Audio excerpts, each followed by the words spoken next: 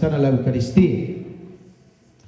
Y así podríamos continuar mencionando dentro de este momento soteriológico la religiosidad popular de nuestras gentes, la religiosidad popular, todas las tradiciones religiosas populares que hay entre nosotros, nuestras abuelas, bisabuelos, entre nuestras madres, todas estas tradiciones de las novenas, los rosarios, etcétera, pues que han logrado mantener la religiosidad y el espíritu de fe de nuestros pueblos. Y si miramos lo de las fiestas también, las fiestas religiosas, la cantidad de fiestas religiosas que se han logrado mantener durante estos 200 años han ayudado también de alguna manera a mantener la fe de nuestros pueblos, han mantenido la esperanza y les ha ayudado a mucha gente, a muchas familias, pues a superar las dificultades y los problemas que se les van presentando en la vida cotidiana desde la fe. Bien, ahí también podríamos ampliar muchísimo, decir muchos elementos de la parte soteriológica, del papel que la Iglesia ha cumplido en la satisfacción de esta necesidad vital del ser humano, que es la vida espiritual, desde la celebración de los sacramentos iniciales, el matrimonio, la religiosidad popular, la celebración eucarística de los domingos, la pastoral, etc. Miremos un segundo campo,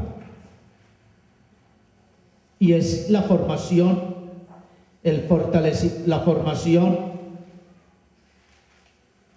la formación de la conciencia moral. La formación de la conciencia moral. Podríamos decir que el papel de la Iglesia a lo largo de estos 200 años en este campo ha sido también fundamental.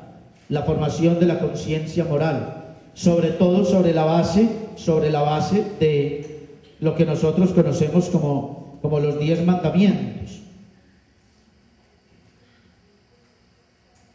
Si nosotros hiciéramos un estudio también de lo que ha sido la influencia que ha tenido la moral cristiana en la identidad, en la consolidación de los valores de nuestra cultura occidental y sobre todo de nuestra cultura regional, tenemos que reconocer que la Iglesia ha jugado un papel fundamental en la consolidación, en la formación de la conciencia moral, sobre la base fundamentalmente de los 10 mandamientos, de amar a Dios, de amar al prójimo, de amar a los padres, de no robar, de no mentir, etc.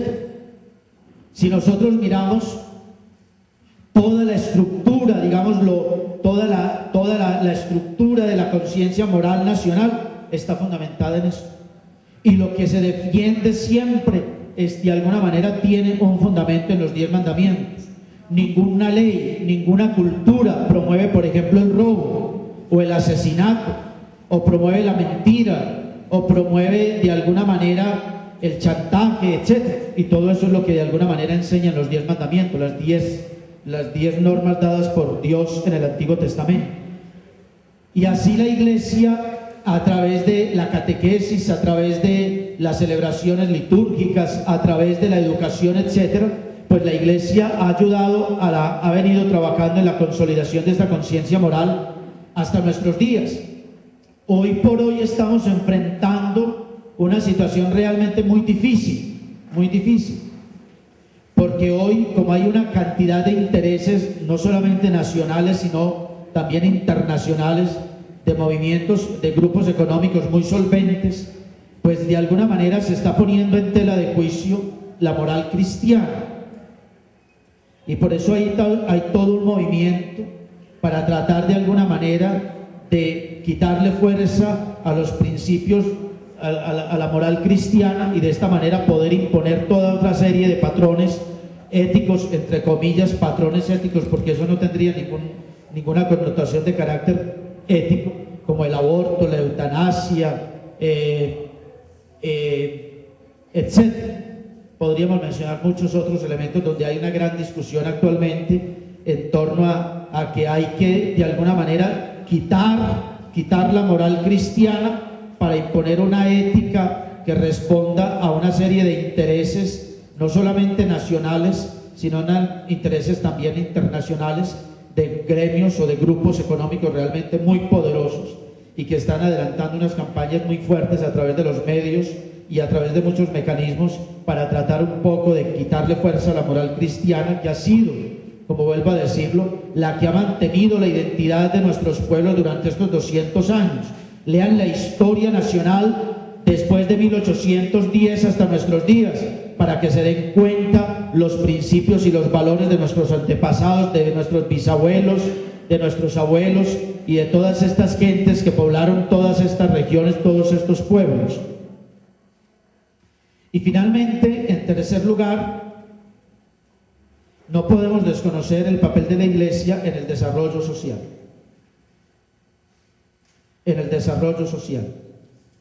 Mire, aun con todas las críticas que la Iglesia ha recibido, debemos decir de que la Iglesia ha sido fundamental en el desarrollo social de todos nuestros pueblos, de todos. Empezando porque la Iglesia fue clave en la fundación de muchos pueblos. Muchos sacerdotes, muchos de nuestros pueblos, como por decir algo San Luis, fueron fundados por sacerdotes que fueron poco a poco colonizando todas estas tierras y fueron de alguna manera cristianizándolas, y de esta forma se fueron consolidando toda nuestra identidad regional.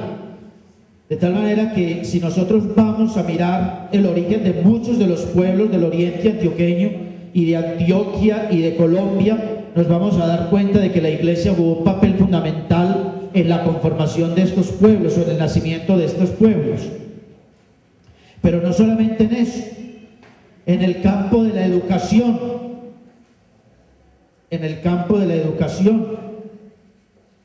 durante muchos años, si miran después de 1810 hasta nuestros días, el papel de la Iglesia en el campo de la educación ha sido fundamental en la formación, en la creación de escuelas y colegios. Vayan ustedes y hagan una investigación en el oriente antioqueño para que se den cuenta la cantidad de instituciones educativas que fueron fundadas por sacerdotes y religiosas o por laicos católicos convencidos. Son muchísimas. La presencia de las comunidades religiosas en la educación nacional ha sido fundamental en la formación de nuestros intelectuales, en la formación de muchos de nuestros científicos, en la formación de mucha gente que ha recibido educación a través de la Iglesia. Si nosotros miramos, por ejemplo, en el campo de la salud, también la Iglesia ha jugado un papel fundamental en el campo de la salud. Muchos de nuestros hospitales fueron fundados por comunidades religiosas. El de aquí de Río Negro, para no ir muy lejos, fue fundado por una comunidad religiosa y por muchos años lo mantuvo. Y así por el estilo, muchos hospitales que hay en nuestra región y muchos hospitales y centros de salud nacionales, pues de alguna manera fueron fundados y después sostenidos por muchos años a través de la Iglesia. En el sector social, en el sector salud, en el sector social,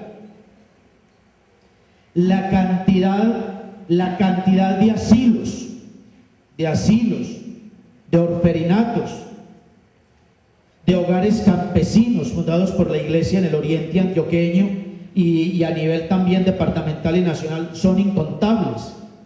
La Iglesia ahí ha jugado un papel fundamental en la atención a los huérfanos, a las viudas, en atención a los más pobres, los hogares campesinos, las casas de los pobres a través de San Vicente de Paúl.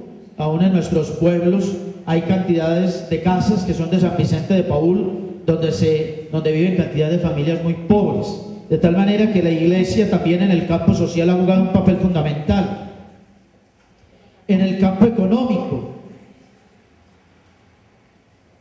el trabajo de la Iglesia, por ejemplo, el papel de la Iglesia en la formación de las cooperativas, en el desarrollo de muchos sectores de la economía de nuestros municipios, de alguna manera han sido impulsados y favorecidos por la Iglesia. Si ustedes leen también, como les digo, la historia de muchas de las cooperativas que hay en el oriente antioqueño, fueron fundadas por sacerdotes, por parroquias, y así por el estilo. Como les digo, muchos productos de alguna manera se fueron consolidando en nuestra región gracias al liderazgo de muchos sacerdotes. Si vamos a mirar, muchos de los caminos, carreteras, fueron impulsados también por el liderazgo de la Iglesia. Y así por el estilo podríamos decir que la Iglesia ha jugado un papel fundamental en el campo social, en este campo que hoy sigue y que actualmente sigue teniendo también mucha presencia de la Iglesia en la atención de los pobres y los más desfavorecidos. Bien, en conclusión, para respetar los 60 minutos, en conclusión, como podemos darnos cuenta, la Iglesia ha jugado un papel fundamental en la cultura occidental, desde la época en que la Iglesia se convirtió en la religión oficial del Imperio Romano, con la aprobación del cristianismo por Constantino, hasta la época del descubrimiento, la colonización, la independencia y la consolidación de nuestra identidad nacional. La Iglesia ha estado presente en todos los momentos de la historia de Occidente y de la historia nacional. Y la Iglesia seguirá estando presente a pesar de las dificultades y los problemas que pueda tener en este momento, a pesar de los retos tan grandes que se le puede presentar, que pueda tener hacia el futuro. La Iglesia seguirá estando ahí presente, anunciando, cumpliendo la tarea que Cristo le encomendó en Betania antes de ascender al cielo, de ir por todas partes anunciando el Evangelio a todos los pueblos, a todas las culturas y a todos los hombres. De tal manera que la Iglesia no podrá dejar de cumplir esta tarea.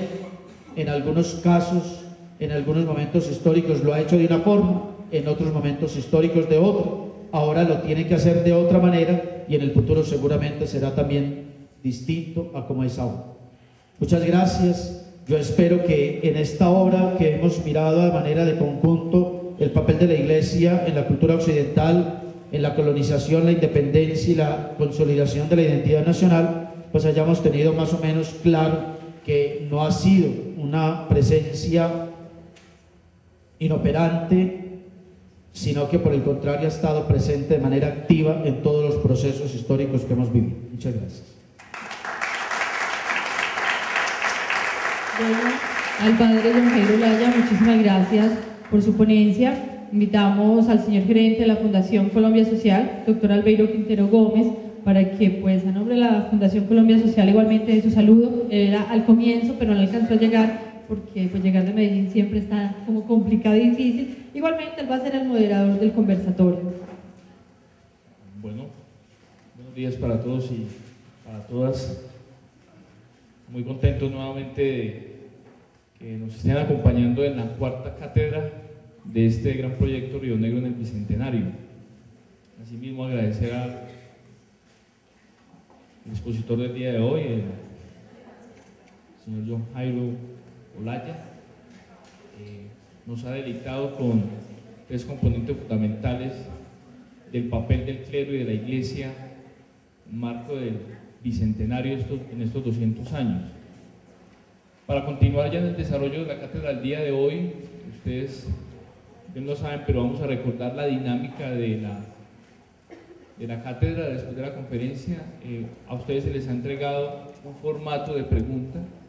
Usted puede hacer la pregunta diligenciándola, o si usted quiere deleitarnos con su voz y compartirnos la pregunta directamente, lo podemos hacer. Así es que este espacio es de construcción, de participación, aprovechémoslo y asimismo aprovechemos al conferencista que tenemos el día de hoy. Por allí ya vi que nuestro compañero Jesús Gonzalo levantó la mano, no sé si tenemos otro micrófono. No sé cuántos de nosotros hemos participado de los 4 foros, pero ya vamos tomando como una idea de lo que la alcaldía municipal y la secretaría han pretendido